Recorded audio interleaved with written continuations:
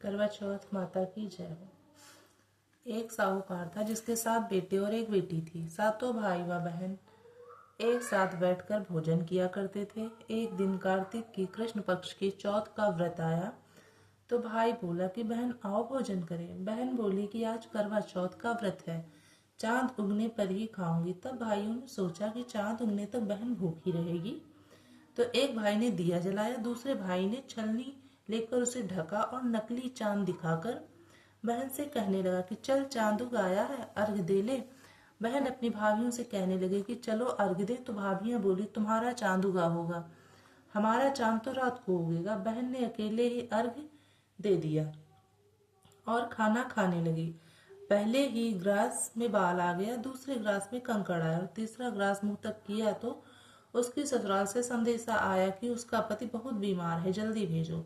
माँ ने जब लड़की को विदा किया तो कहा कि रास्ते में जो भी मिले उसके पांव लगना और जो कोई सुहाग का आशीष दे तो उसके पल्ले में गांठ लगाकर उसे कुछ रुपए देना। बहन जब भाइयों से विदा हुई तो रास्ते में जो भी मिला उसने यही आशीष दी कि तुम 7 भाइयों की बहन, तुम्हारे भाई सुखी रहें और तुम उनका सुख देखो। सुहाग का आशीष किसी ने भी नहीं दिया। जब वह ससुराल पहुंची तो दरवाजे पर उसकी छोटी ननद खड़ी थी। वह उसके भी पांव लगी तो उसने कहा कि सुहागिन रहो, सपूती हो। बहन ने यह सुनकर पल्ले में गांठ बांधी और ननद को सोने का सिक्का दिया। जब भीतर गई तो सास ने कहा कि पति धरती पर पड़ा है, तो वह उसके पास जाकर उसकी सेवा करने के लिए बैठ गई। बाद में सास ने दासी के हाथ बची खुची रोटी भेज दी। इस प्रकार से समय बीतते बीतते मार्गशीर्ष की चौथ आई तो चौथ माता बोली करवा ले भाइयों की प्यारी बहन करवा ले।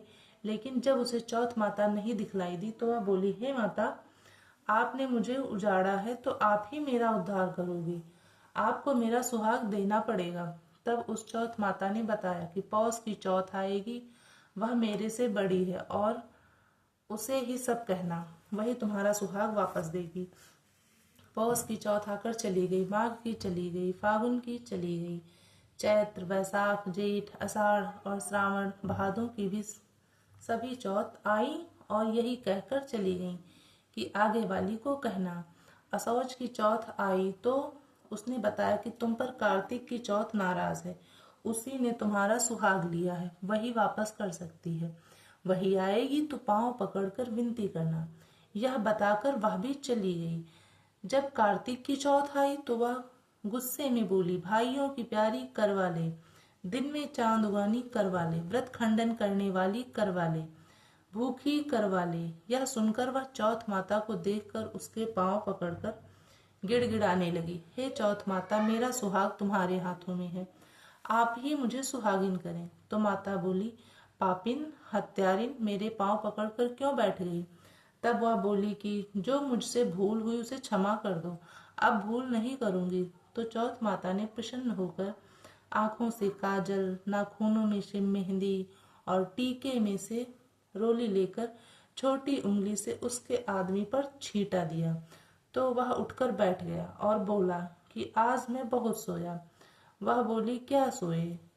मुझे तो 12 महीने हो गए, अब जाकर चौथ माता ने मेरा सुहाग लौटाया। यह सुनकर उसके पति ने कहा कि जल्दी से माता का पूजन करो।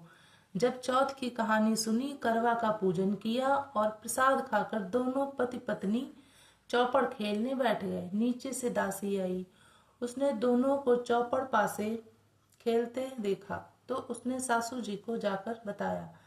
तब से सारे गांव में यह बात प्रसिद्ध हो गई कि सब स्त्रियां चौथ का व्रत करें तो सुहाग अटल रहेगा। हे चौथ माता, जैसे तुमने साहूकार की बेटी का सुहाग दिया वैसा सबको देना। यही करवा चौथ के उपवास की सनातन महिमा है। जय करवा चौथ माता की जय हो। राधे राधे। जय करवा चौथ माता। कमेंट में करवा चौथ माता जरूर लिखें।